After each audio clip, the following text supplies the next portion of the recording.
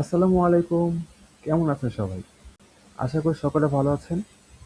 আলহামদুলিল্লাহ, আপনার দোয়ায় আমি খুব ভালো আছি। সবাইকে আমার সাপ্তাহিক গার্ডেনিং ব্লগে স্বাগত। আমাদের মধ্যে অনেকে আছেন যারা আপনাদের বাগানে গাছপালা রোপণ করতে চান কিংবা অনেক গাছ রোপণ করেন। কিন্তু গাছ লাগানোর শুরুতে কিংবা নিয়মিত পরিচর্যায় কিছু ভুলভ্রান্তির কারণে তাদের অনেক গাছ ক্ষতিগ্রস্ত হয় কিংবা অনেক গাছ মারা যায়। আজকের ভিডিওতে তাই আপনাদের সেই সকল ভুলগুলো কমানোর উদ্দেশ্যে বেশ কিছু বিষয়ে বিস্তারিত আলোচনা করব এবং একটি গাছ টবে লাগানো থেকে শুরু করে গাছের নিয়মিত পরিচর্যা সম্পর্কে আপনাদেরকে বিস্তারিত একটি ধারণা দেওয়ার চেষ্টা করব।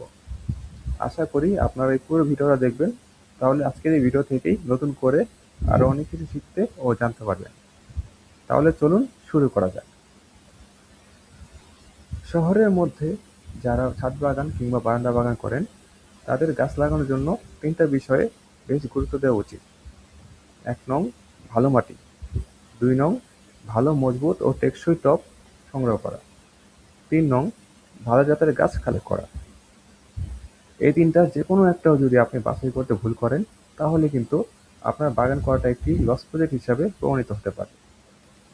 তাই সবসময় এই তিনটা জিনিস সংগ্রহের ক্ষেত্রে অবশ্যই ভালোভাবে পরীক্ষা করে নেওয়া উচিত। মাটি সংগ্রহের ক্ষেত্রে আপনার যেকোনো ধরনের গাছপালা রোপণের জন্য দোআঁশ মাটি ব্যবহার করবেন, কারণ দোআঁশ মাটি বেশ ঝুরঝুরে থাকে। এটি শুকিয়ে গেলে খুব বেশি শক্ত হয় না কিংবা ভেজা থাকলে অনেক বেশি আঠালো থাকে না। যদি দোআঁশ মাটি না পাওয়া যায় সেই ক্ষেত্রে মাটি যদি এঁটেল মাটি অথবা শক্ত মাটি হয়ে থাকে সেই ক্ষেত্রে আপনারা মাটির সাথে অবশ্যই পরিমাণ মতো বালি মিক্সড করে নেবেন এবং মাটিতে যদি বালি পরিমাণ অধিক হয় অর্থাৎ মাটিটা যদি বেলে মাটি হয়ে থাকে সেই ক্ষেত্রে আপনারা একটু বেশি পরিমাণ শুকনো জৈব সার কিংবা কিচেন ওয়েস্ট অথবা শুকনো গোবর মিক্স করে নিতে পারেন। তবে গোবর ব্যবহার করলে সেটা অবশ্যই শুকনো হতে হবে, অথবা গোবর যদি শুকনো না থাকে তাহলে সেটা মাটির সাথে মিক্স করে অবশ্যই বেশ কয়েকদিন রোদের মধ্যে ভালো করে শুকিয়ে নেবেন। ভেজা গোবর কিন্তু কোনোভাবেই ব্যবহার করা যাবে না। টব সংগ্রহের ক্ষেত্রে অবশ্যই কী ধরনের গাছ রোপণ করবেন সেই অনুযায়ী টবের সাইজ নির্ধারণ করবেন। তবে অবশ্যই মনে রাখবেন, দুনিয়ার কোনো গাছই কিন্তু টবের অল্প মাটিতে রোপণের জন্য পারফেক্ট নয়। তাই টব নির্ধারণের ক্ষেত্রে আপনার সাধ্য অনুযায়ী সবসময় বড় সাইজের টব অর্থাৎ বেশি মাটি ধরবে এমন টব সিলেক্ট করবেন। তবে ফুল গাছের জন্য ছোট আকারের টব এবং ফল গাছের জন্য বড় আকারের টব নির্বাচন করা ভালো। আমি আজকের গাছগুলো রোপণ করার জন্য ৮ লিটার সাইজের নতুন কিছু বালতি সংগ্রহ করেছি। এখানে আমি আজকে কিছু তুর্কি মালবেরি গাছ রোপণ করব এবং সেগুলোকে মাতৃগাছ হিসেবে তৈরি করার জন্য টবে রোপণ করব। টবে গাছ লাগানোর আগে অবশ্যই ছোট কিংবা বড় যে কোনো সাইজের টবে আপনার ব্যবহার করেন না কেন, টবের নিচে অবশ্যই মাটির অতিরিক্ত পানিগুলো বের হয়ে যাওয়ার জন্য ছিদ্র করে নিতে হবে। আপনারা ভিডিওতে দেখতে পাচ্ছেন আমিও কিন্তু টবগুলোর নিচে ৩-৪টা করে ছিদ্র করে নিয়েছি। টবের নিচে ছিদ্র করা হয়ে গেলে এবারে আপনারা একটি সিমেন্টের ব্যাগ কেটে টুকরো করে নেবেন এবং আমি যেভাবে টুকরোগুলো টবের ছিদ্রের উপরে বসিয়ে দিয়েছি আপনারা সেভাবে বসিয়ে নেবেন। এতে করে মাটির অতিরিক্ত চাপে টবের ছিদ্রগুলো বন্ধ হয়ে যাবে না কিংবা মাটিগুলো পানির সাথে ছিদ্র দিয়ে বেরিয়ে যেতে পারবে না। এতে করে টবের অতিরিক্ত পানিগুলো সুন্দরভাবে বের হয়ে যেতে পারবে। আমি আমার মাটিগুলো ভালোভাবে সার মিক্স করে রোদে শুকিয়ে সেগুলোকে বস্তাবন্দি করে রেখেছিলাম, যেন বর্ষাকালে কিংবা শীতকালে যখন রোদ খুব একটা পাওয়া যায় না তখনও যেন মাটিগুলো শুকিয়ে নিতে সমস্যা না হয় এবং বছরের যে কোনো সময় প্রয়োজন অনুযায়ী ব্যবহার করা যায়। আমি এখন বাসার নিচে রাখা বস্তাগুলো থেকে মাটিগুলো বাসার সাথে তুলে এনে রাখলাম এবং মাটিগুলো যা যা জমে গিয়েছিল সেগুলোকে হালকা কুপিয়ে আবারও ঝুরঝুরে করে নিলাম। এরপর টবের ভিতরে বস্তার কেটে রাখা টুকরাগুলো বসিয়ে নিয়ে তার উপর মাটি দেওয়া শুরু করলাম। অল্প কিছু মাটি টবে রাখা হয়ে গেলে সেগুলোকে হাত দিয়ে ভালোভাবে চেপে চেপে টবের নিচ পর্যন্ত ভালো করে বসিয়ে দিলাম। এর ফলে মাটির ভিতরে যে এয়ার পকেটগুলো ছিল সেগুলো আর থাকবে না এবং এর ফলে মাটির ভেতরে কোনো ফাঙ্গাসও জন্মাতে পারবে না। ২-৩ বার অল্প অল্প করে মাটি টবের মধ্যে বসিয়ে হাত দিয়ে এভাবে চেপে দেওয়ার পর আজকে আমি যে গাছগুলো রোপণ করব সেগুলো নিয়ে নিলাম এবং ধীরে ধীরে সাবধানে গাছের প্যাকেটগুলো ছেড়ে নিলাম, যেন গাছের শিকড়গুলো কোনোভাবেই ক্ষতিগ্রস্ত না হয়। গাছটার প্যাকেট রিমুভ করা হয়ে গেলে গাছের নিচে জমে থাকা অংশটিকে হাত দিয়ে কিছুটা আলগা করে নিলাম। যেন পেঁচিয়ে থাকা শিকড়গুলো এবার বেশি মাটি পেয়ে খুব সহজেই টবের প্রতিটা জায়গায় ছড়িয়ে পড়তে পারে। এবং গাছটিকে টবের মধ্যে রেখে গাছের চারপাশে মাটি দিয়ে ভরাট করে নিলাম এবং গাছের নিচে শিকড়ের অংশে যেন কোনো ফাটা অংশ না থাকে, তাই সেখানেও ভালো করে মাটি দিয়ে ভরাট করে নিলাম। আপনারা দেখতে পাচ্ছেন গাছগুলোর আশেপাশে মাটি দিয়ে ভরাট করে দেওয়ার পর গাছের উপরের অংশ থেকে আমি ১ আঙ্গুল সমান জায়গা ফাঁকা রেখেছি। এটা আপনাদেরকে খালি রাখতে হবে, যেন গাছের মধ্যে যখন আপনারা পানি প্রয়োগ করবেন তখন যেন পানিটা টবের ভিতরে যেতে পারে। টব কখনোই মাটি দিয়ে পুরোটা ভরে ফেলা যাবে না। এরপর আপনারা টবটিকে একটি সুন্দর জায়গায় সাজিয়ে রেখে টবের মাটিতে বেশি করে পানি দিয়ে দিবেন।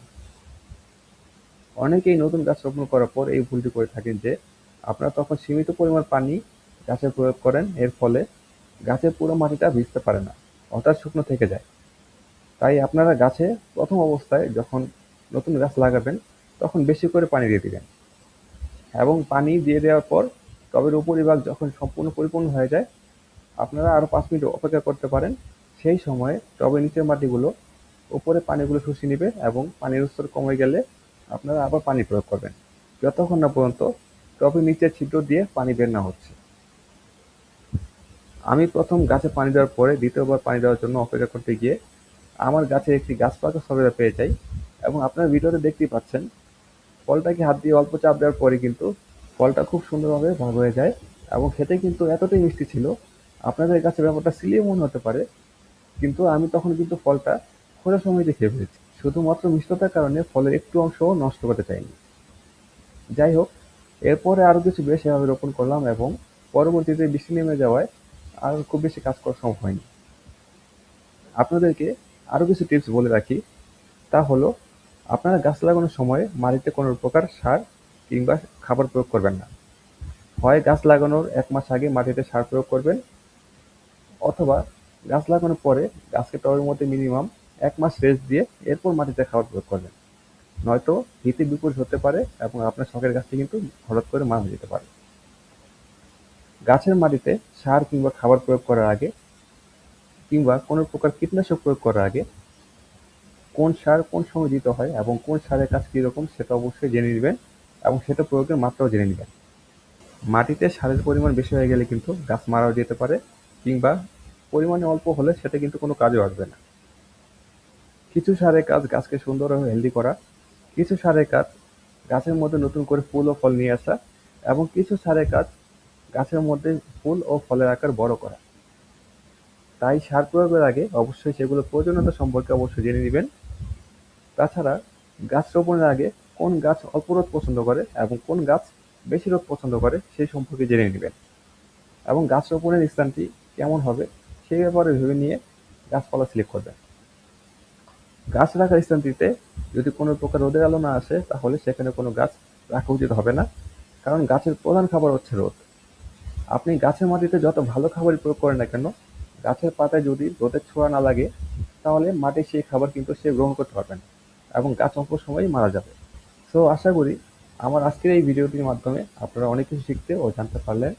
আপনাদের আরও কোনো প্রশ্ন ও জিজ্ঞাসা থেকে থাকলে আপনারা কমেন্ট বক্সে জিজ্ঞাসা করতে পারেন এবং আগামী ভিডিওগুলো কোন টপিকের মধ্যে হলে ভালো হবে সেটার মতামত আপনারা জানিয়ে দিতে পারেন।